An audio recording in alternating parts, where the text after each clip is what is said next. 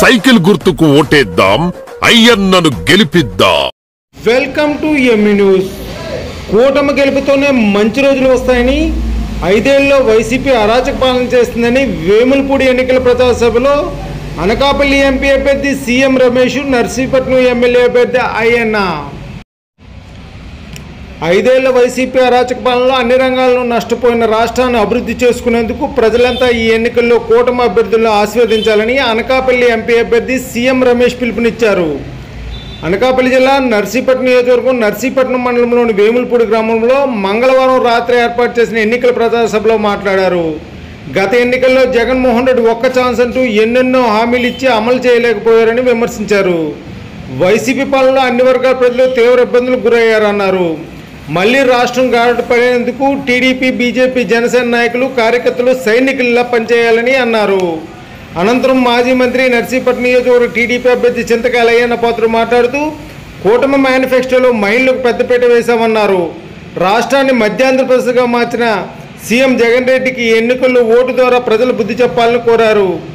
YCP పాలనలో అన్నిటి ధరలు ఆకాశాన్ని అంటాయన్నారు. ఈ పరిస్థితుల్లో రాష్ట్రం బాగుపడాలన్నా, సామాన్య మధ్యతరగతి ప్రజలు బతుకులు మెరుగుపడాలన్నా కూటమి అభ్యర్థులు ప్రజలంతా పట్టం కట్టాలని కోరారు. మాజీ ఎమ్మెల్యే బుత్యాల పాప మరియు టీడీపీ నాయకులు బోలు రాంప్రసాద్, మండల పార్టీ ప్రెసిడెంట్ శ్రీరంగస్వామి తదితరులు పాల్గొన్నారు. ఇటువంటి మరిన్ని కార్యక్రమాలు చూడటానికి ఈ న్యూస్ ఛానల్ సబ్స్క్రైబ్ చేయండి, లైక్ చేసి షేర్ చేయండి. Please subscribe to ME news.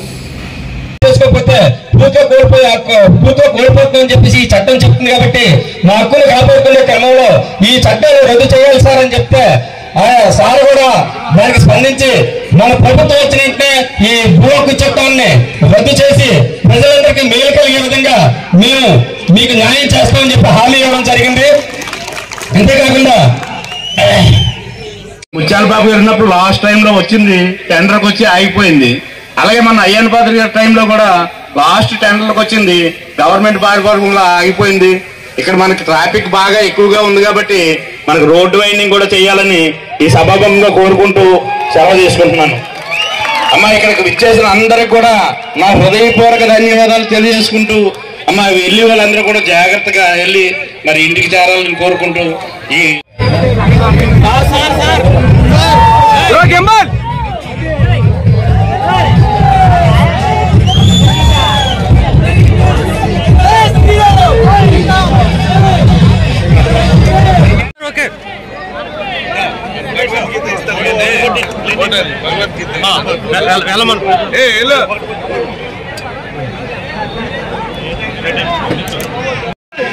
ప్రజలందరికీ కూడా అభివృద్ధి చెయ్యాలని కాంక్ష నాయకుడికి ఉంటుంది. మీరందరూ గ్రహించే ఉంటారు. తాతయ్య గారి టైం నుంచి కూడా ఇక్కడ వేములపూడిలో ప్రజలకి వైద్యం అందించేలాగా ఒక హాస్పిటల్ ఉండాలని తాతయ్య గారు కోరుకుండేది. ఆ కోరిక మేరకు మనం 1 ఎకరా భూమి ఇచ్చి పిహెచ్సి తెలుగుదేశం గవర్నమెంట్ లోనే మనం తెచ్చుకున్నాం ఆ వేళ. అలాగే ఇంకొక విషయం కూడా మీకు తెలియాలి. సీఎం రమేష్ గారి గ్రామంలో నాయకుడు అంటే ఎలా ఉంటారంటే, మనకున్న దాంట్లో ప్రజలకి చెయ్యాలి, ఏదైనా సరే సేవ చేయాలన్న నాయకుడు వాళ్ళ ఊర్లో 600 కుటుంబాలకి ఇల్లులు కట్టించి, మంచినీళ్ళు ఫెసిలిటీ కల్పించి, కరెంటు కూడా కల్పించి ఆయన 600 కుటుంబాలు నిలబెట్టారు. అందువల్ల సేవ చేసే నాయకుడు ఎప్పుడు కూడా ప్రజలకు సేవ చేస్తారని నమ్మకం ఉండాలి. నాయకుడు అంటే నమ్మకం మనకు ఉండాలి, ప్రజలంటే అభిమానం నాయకులకు ఉండాలి. ఈ రెండు ఉన్ననాడు ఎప్పుడు గెలిపే గాని వాట ఉండదని నేను మీ అందరికీ తెలియజేసుకుంటూ, ఈ అవకాశం ఇచ్చిన పెద్దలకి నా ధన్యవాదాలు తెలియజేసుకుంటూ. ఎన్నికలు జరుగుతున్నాయి. ఆ ఎన్నికల్లో ఎంపీ క్యాండిడేట్ గా మన సీఎం రమేష్ గారు, బీజేపీ తరఫున, తెలుగుదేశం తరఫున ఎమ్మెల్యేగా నేను పోటీ చేస్తున్న సంగతి మీ అందరికీ తెలుసు. ఆ సందర్భంగా ఈ అందరినీ కలిసి మీ తలకు అమూల్యమైన ఓటు బీజేపీకి, తెలుగుదేశం పార్టీకి వేసి మమ్మల్ని గెలిపించాలని చెప్పి మీ అందరినీ కోరడం కోసం ఈ రోజు రావడం జరిగింది. జనసేన తెలుగుదేశం పార్టీ ఎందుకు కలిశాయి, ఎందుకు కలిసి పోటీ చేస్తున్నాయన్న విషయం కూడా తెలియాలి. ఇవాళ రాష్ట్రంలో ఒక సైకో నా కొడుకు పరిపాలన చేస్తున్నాడు.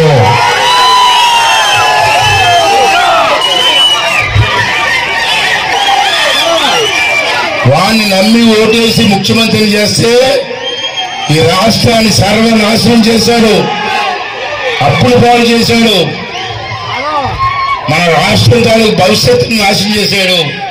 అంతేకాకుండా మన పిల్లల తాలూకు భవిష్యత్తును నాశనం చేశాడు, రాష్ట్రాన్ని అప్పులు పాలు చేశాడు. అంటే సోదరులు కొంచెం వినాలి. ఎన్నికల్లో బాగా ఆలోచన చేసి చేయవలసిన అవసరం ఉంది.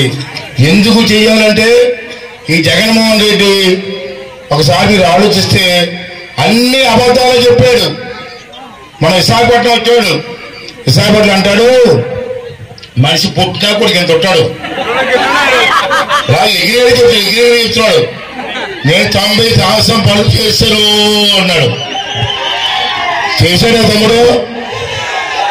నేను 4 చెప్తాను, మన ఎంపీలు ఇవ్వండి, ప్రత్యేక హోదా తీసుకొస్తానని తెచ్చాడు తమ్ముడు. అలాగే రైల్వే జోన్, విశాఖపట్నంలో రైల్వే జోన్ తెస్తానని తెచ్చాడు తమ్ముడు. అలాగే అధికారం వస్తే రాజధాని నిర్మాణం చేస్తాడు చేశాడు తమ్ముడు. పోలవరం ప్రాజెక్టు కడతానని చేశాడు తమ్ముడు. ఇవన్నీ అబద్ధాలు కాదా? అంతేకాదు మరి 60 లక్షల మంది ఉద్యోగస్తులు ఉన్నారు రాష్ట్రంలో, సిపిఎస్ రద్దు చేస్తా అన్నాడు, చేశాడా తమ్ముడు? మన పిల్లలకు ఉద్యోగాలు ఇస్తానని ఇచ్చాడు తమ్ముడు. మరి అవదేశంగా 3 మన ఆడవాళ్ళందరికీ, అమ్మా మీరందరూ గమనించాలి, ఇక్కడ ఉన్న చాలా మంది పెద్దలు ఉన్నారు. పెన్షన్ ఇచ్చింది ఎవరమ్మా? మొట్టమొదటిసారిగా ఒక్కొక్కరికి 27,500 రూపాయలు బొక్క పెట్టాడు. ఇది మోసం కాదా?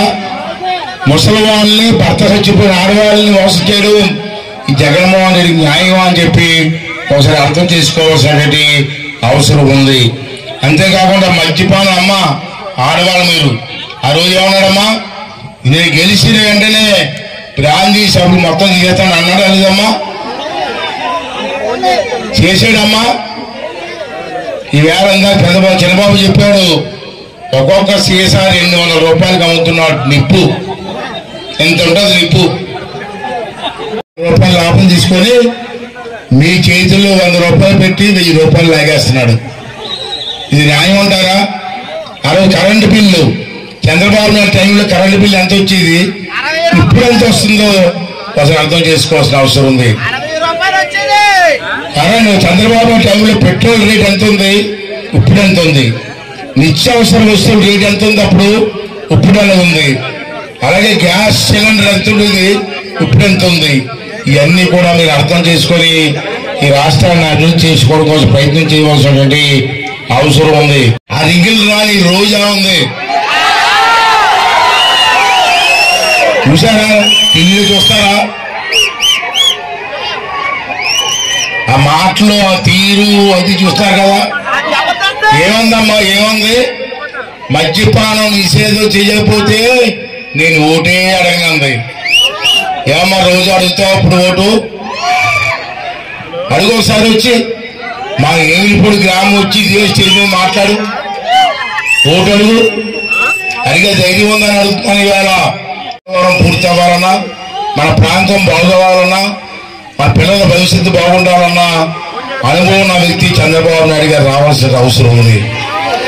అలాగే ఇక్కడ తెలుగుదేశం పార్టీ తరఫున నన్ను, నాకు తోడుగా సీఎం రమేష్ గారిని ఎంపీగా గెలిపిస్తే ఇద్దరం కలిసి మన ప్రాంతాన్ని అభివృద్ధి చేసుకోవడానికి చక్కటి అవకాశం వస్తుంది. నేను ఒకటి అడుగుతున్నాను, చేసిన కార్యక్రమాలని మీకు తెలుసు. ఈ ఎమ్మెల్యే వచ్చి ఏమైనా చేశాడా మీకు? ఏదైనా గ్రామాల్లో చిన్న సిమెంట్ రోడ్ వేసాడా? హాస్పిటల్, నర్సీపట్నం హాస్పిటల్ పడక కరెంటు కూడా లేకుండా పోయింది. ఇవాళ తాండవాడు జనం కష్టపడి పెద్దలు తీసుకుంటే ఆ గేటుకి మనం బొక్క పడి ఇచ్చిన బొక్క, ఆ బొక్క మోయడానికి లక్షణం ఉంది. 7 లక్షలు కూడా తేలేని చేతకాని ఎమ్మెల్యేకి మనం ఓటేయాలా ఒకసారి అర్థం చేసుకోవడం అవసరం చేస్తాను. ఆ రోజు ముత్యాల బాబు గారు ఉన్నప్పుడు కానీ చంద్రబాబు నాయుడు టైంలో కానీ అనేక కార్యక్రమాలు చేశాం. ఇంకా ముత్యాల బాబు గారు చెప్పారు హాస్పిటల్ గురించి, నిజమే. అది కాకుండా పశువుల హాస్పిటల్ కూడా బోలువాళ్ళు సైట్ ఇచ్చారు. ఆ పశువుల హాస్పిటల్ రావడానికి కూడా వీలు కారణం పశువుల హాస్పిటల్లో మందులు లేవు. నాటకానికి వెళ్తే మందులు సీటీ రాస్తున్నారు తప్ప మందులు ఇవ్వట్లే. ఇది పరిపాలన విధానం. అంటే మీ అందరూ కలిసి రేపు జరగబోయే ఎన్నికల్లో తాలూకు సహకారాన్ని ఇవ్వాల్సిందిగా వస్తే చెప్తారు. థ్యాంక్స్ అండి, థ్యాంక్ యూ. అంచేత మా సైకో అని పంపించి ఈ రాష్ట్రాన్ని కాపాడుకోవాల్సిన అవసరం ఉందని చెప్పి ఈ సందర్భం మనం చేస్తూ మా ఇద్దరిని గెలిపిస్తే మళ్ళీ 5 సంవత్సరాలు మీకు సేవ చేసుకునే అదృష్టాన్ని కల్పించమని చెప్పి ఈ సందర్భంలో మీకు కోరుకుంటూ, అలాగే సీఎం రమేష్ గారిని గెలిపించుకుంటే మన ప్రాంతానికి ఒక ఇండస్ట్రీ వస్తుంది. ఇండస్ట్రీ వస్తే మన కుర్రవాళ్ళకి 4 ఉద్యోగాలు వస్తాయి, 2-3 ఉద్యోగాలు. అటువంటి వ్యక్తి ఇవాళ ప్రధానమంత్రి దగ్గరికి వెళ్ళి మాట్లాడే సత్తా ఉన్న వ్యక్తి సీఎం రమేష్ గారు. అటువంటి వ్యక్తిని గెలిపించుకుంటే మన ప్రాంతం బాగుపడుతుంది. మీరు బాగా ఆలోచించేయాల్సిన అవసరం ఉంది. అంటే మీ అందరినీ కోరేది ఏంటంటే ఇవాళ లిటిగేషన్ పెడతాడట, కొంత టైం ఇస్తాడట. ఆ టైంలో కానీ మీరు పరిష్కారం చేసుకోకపోతే మీ భూములన్నీ గవర్నమెంట్కి పోతాయట. ఈడెవడండి మన భూముల మీద డక్కు? ఎవడండి మన భూమి మాట్లాడడానికి? ఏమనుకుంటాడండి జగన్మోహన్ రెడ్డి? ఏమనుకుంటున్నాడు? మన భూములు చెప్తాడు. రమ్మని నా కొడుకుని చూద్దాం. చాలా అన్యాయం చేశాడమ్మా. ఇప్పుడు లాయర్లు కూడా వచ్చారు. రమేష్ గారు మాట్లాడే ముందు లాయర్లు కూడా వచ్చారు. ఒక్క 2 నిమిషాలు చెప్తారు, ఎక్కువ చెప్పేకైనా అర్థమయ్యేలా చెప్పండి. 2 నిమిషాలు ఇవన్నీ కూడా చదవాల్సిన అవసరం ఉందని చెప్పి మనం చేస్తూ, రాష్ట్రంలో వస్తే ఏం చేస్తుంది, కేంద్రంలో వస్తుంది ఏం చేస్తుంది అన్నది నేను వివరంగా చెప్తా. మనం ఇంకా జగన్మోహన్ రెడ్డి గురించి, ఆ ముత్యాల నాయుడు గురించి ఇక్కడ ఒకడున్నాడు, అతని పేరు ఉమాశంకర్ గణేష్. అయిపోయింది, గాన్ కేసెస్, ఏం డౌటే లేదు కదా. వాళ్ళ గురించి మాట్లాడుకోవాల్సిన అవసరం లేదు. వాళ్ళు అంటే మొట్టమొదటిలో భూ చట్టం గురించి చెప్తా, మిగతా విషయాలతో పోతా. ఈ భూ చట్టం జగన్మోహన్ రెడ్డి పెట్టింది ఎందుకు తెలుసా? వాళ్ళు అనుకుంటున్నారు ప్రభుత్వ భూములన్నీ తాకట్టు పెట్టేసి అప్పులు తెచ్చాడమ్మా. ఇప్పుడు ఎలా భూముల్లో తాకట్టు పెట్టేదానికి మన collector office, MRO office, schools, కాలేజీలు ఇవన్నీ తాకట్టు పెట్టి అప్పు తెచ్చేశాడు. నిన్న ప్రధానమంత్రి కూడా చెప్పాడు. నిన్న ప్రధానమంత్రి అనకాపల్లికి వచ్చాడు కదా, అక్కడ ఏం చెప్పాడంటే ఈ జగన్మోహన్ రెడ్డికి అప్పులు చేసేది తెలుసు కానీ అభివృద్ధి చేసేది తెలీదు, ఎక్కడో మిస్ అయిపోయింది, మైండ్ బ్లాక్ అయిపోయింది దానికి ఏం చెప్పాడా లేదా. ఇప్పుడు అతని ఆలోచన ఏంటంటే అతనేమి చాలా దూరదృష్టి చేసుకున్నాడు, మామూలు మనిషి కాదు. ఎందుకంటే ఎంతసేపు తాత బుద్ధులంతా వచ్చేసినాయి.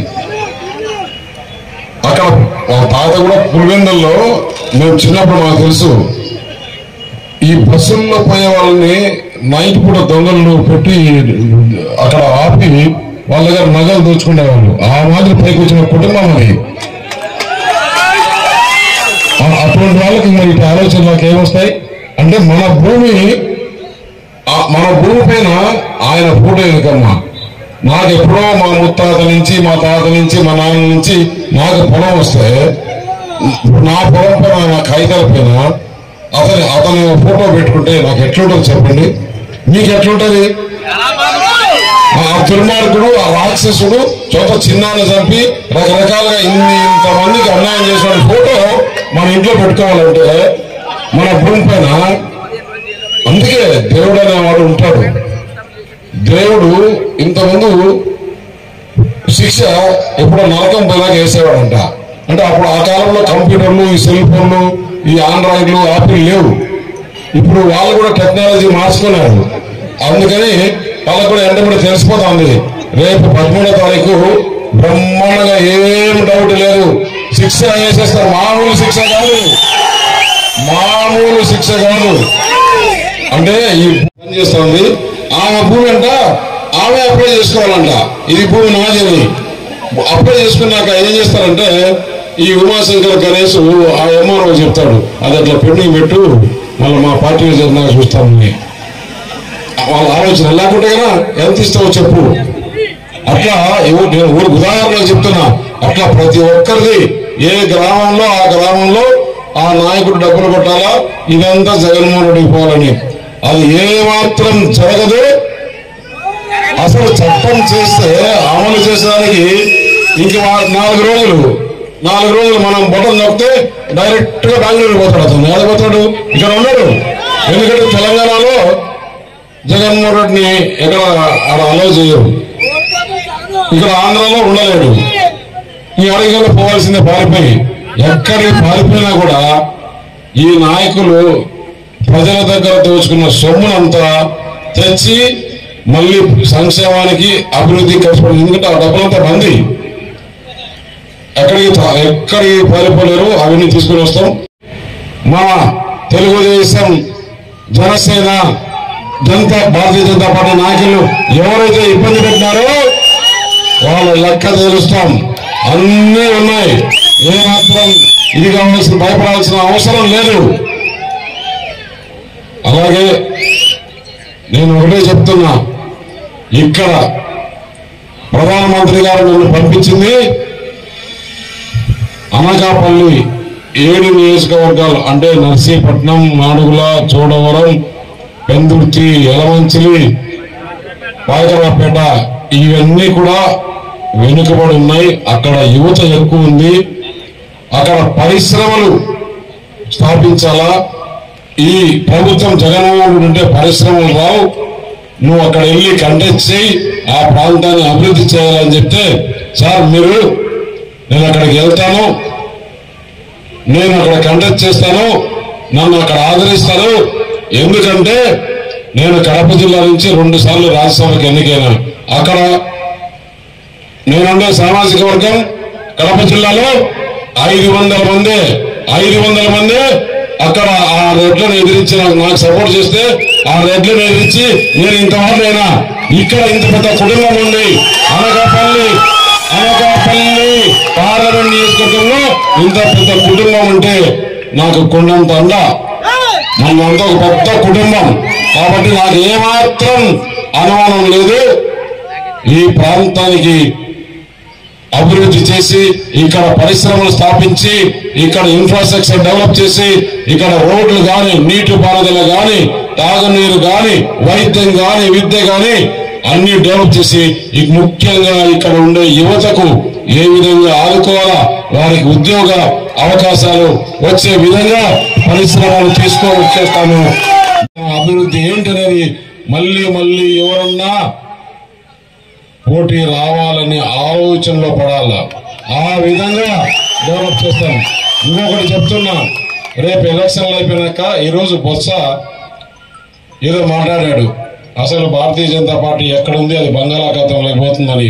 బంగాళాఖాతంలోకి పోయేది వైఎస్ఆర్ జగన్ పార్టీ వాళ్ళ బ్యాండ్ గ్రూపు. అవునా కదా? నేను చెప్తున్నా, రాసి పెట్టుకోండి. రేపు జూన్ 4వ తారీఖు తర్వాత ఇదే బొత్స ఆయన్న పాత్రుడి దగ్గరకు వస్తాడు. నేను టీడీపీలో చేరాలన్నా, బీజేపీలో చేరాలన్నా, జనసేనలో చేరాలన్నా ఏమీ లేదంటే, ఇప్పుడు కొత్తగా శర్మిలం వచ్చింది కదా, అక్కడికి పోనా అని మొట్టమొదటిగా తెలుగుదేశం అవకాశం ఇస్తారా, బీజేపీ అవకాశం ఇస్తారా? ఆ పార్టీ ఉండదు ఇంకా.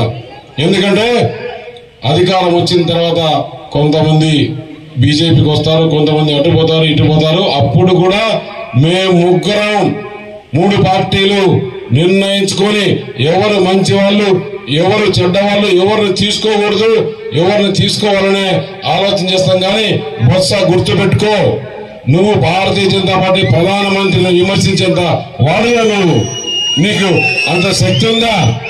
నేను ఒకటే చెప్తున్నా, బొత్స సత్యనారాయణ గారు, మీరు press meet me Jaganmohan Reddy permission తీసుకొని పెట్టావా లేదంటే నువ్వే పెట్టావా? దీని ధైర్యం ఉంటే నేను చెప్తున్నా, ఈ బొత్స ఏదైతే విమర్శించినాడో అది జగన్మోహన్ రెడ్డిని ఎక్కడైనా ఇప్పుడు జరిగే ఎన్నికల్లో ఎండార్స్ చేయమని, అవును బొత్స చెప్పింది వాస్తవేనని ఒక్క మాట జగన్మోహన్ రెడ్డిని చెప్పని ధైర్యం ఉంటే, మరి ఎందుకు మా బొత్స సత్యనారాయణ అంతంత తగలాడుతున్నావు?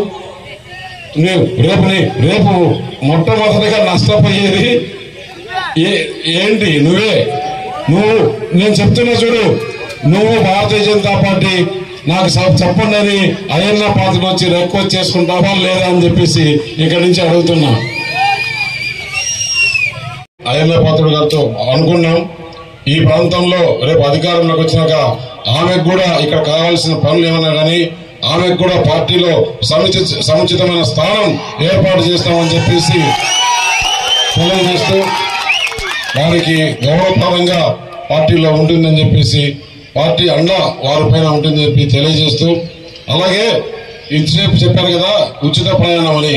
నేను ఇక్కడికి వచ్చే ముందు ప్రధానమంత్రి పిలిచి నిన్ను అనకాపల్లి పంపిస్తున్నా, అక్కడ ఎవరెవరైతే అయోధ్య రామ మందిరం చూడాలనుకున్నారో ముఖ్యంగా మహిళలకి ఈ వేములపూర్ నుంచి ఎంతమంది వస్తే మొట్టమొదటిగా మహిళలకు అవకాశం, వారందరినీ కూడా అయోధ్య రామ మందిరం దర్శనం చేయిస్తామని చెప్పేసి, మీకు ఇక్కడ నుంచి తునికి కానీ అనకాపల్లికి కానీ ఉచిత బస్సు ప్రయాణమే కదా. రేపు గవర్నమెంట్ వచ్చిన తర్వాత 4వ తారీఖు నుంచి ఇక్కడ నుంచి తుని కానీ అనకాపల్లి కానీ ఏది దగ్గర అయితే అక్కడ ట్రైన్ పెడతాను, నేరుగా నేను మీతో ట్రైన్ లో వచ్చి దర్శనం చేయించి మళ్ళీ ఇక్కడ వేములపూడికి తీసుకొని వచ్చేస్తామని చెప్పి తెలియజేస్తూ, పోతానే పార్లమెంట్ ఓటిస్తారు, వైట్ కలర్ బ్యాలెట్, ఆ బాక్స్ శాంపుల్ బాక్స్ ఉంది మన దగ్గర. ఆ శాంపుల్ బాక్స్ లో 3వ నెంబర్లో కమలం పువ్వు ఉంటుంది. కమలం పువ్వుకు ఆ ఓటేసి పక్కనే ఇంకో బాక్స్ ఉంటుంది, అక్కడ మన అయ్యన్న పాత్రుడు గారికి సైకిల్ గుర్తు పైన ఓటేయాల. మీకు ఈ 4 రోజులు మీ గ్రామాల్లో మీకు తెలిసిన వాళ్ళ దగ్గర అందరికి చెప్పి మీకు కనపడాల్సిందంతా ఒక కంటిలో కమలం, ఇంకో కంటిలో సైకిల్ తప్పితే వేరే ఏమీ కనపడద్దు. 13వ తారీఖు వరకు మిగతా విషయాలన్నీ ఇక్కడ ఏ విధంగా అభివృద్ధి చేసుకోవాలా, ఏ విధంగా మనం డెవలప్మెంట్ చేసుకోవాలనేది అయ్యన్న పాత్రుడికి మాకు వదిలేండి. మేము ఇప్పుడే అనుకుంటున్నాం కారులో, అన్నా నువ్వు ఏ మంత్రి పదవి చేయలేదో చెప్పు, ఏ మంత్రి పదవి రాసుకునేది నువ్వే కదా అని చెప్పేసి. అలాగే నాకు కూడా ఇక్కడి నుంచి అవకాశం వచ్చి నిన్న ప్రధానమంత్రి చెప్పాడు, చంద్రబాబు నాయుడు చెప్పాడు, పవన్ కళ్యాణ్ చెప్పాడు, సీఎం రమేష్ ని గెలిపించండి, ఢిల్లీలో ఏమి పని కావాలన్నా చేసుకొని వచ్చే అనుభవం ఉందని చెప్పేసి. ఇప్పుడు ఇక్కడ ముత్యాల నాయుడు ఉన్నాడు, ఏమన్నా చేసుకోగలుగుతాడా? అదే అయ్యన్న గారు పంచాయతీరాజ్ శాఖ మంత్రి అయినప్పుడు ఏ విధంగా డెవలప్ చేశాడు. ఈయన డిప్యూటీ సీఎం అంట, ఆ డిప్యూటీ సీఎం పంచాయతీ నిధులు వాళ్ళ మాడుగుల మండలంలో కూడా, దేవరాపల్లి మండలంలో కూడా పంచాయతీ నిధులు ఇచ్చిన దౌర్భాగ్యుడు ఎంపీ అయిపోయి మన ప్రాంతానికి మేలు చేస్తానంటే అయిపోయింది. ఆ సినిమా క్లోజ్, దాని గురించి మాట్లాడుకోవాల్సిన అవసరం లేదు. కాబట్టి దయచేసి నేను ఒకటే కోరుతున్నా, మన ప్రభుత్వం వస్తుంది, మీరందరూ కూడా ఈ 4 రోజులు కష్టపడి పనిచేసి మమ్మల్ని గెలిపించవలసిందిగా కోరుచున్నాను.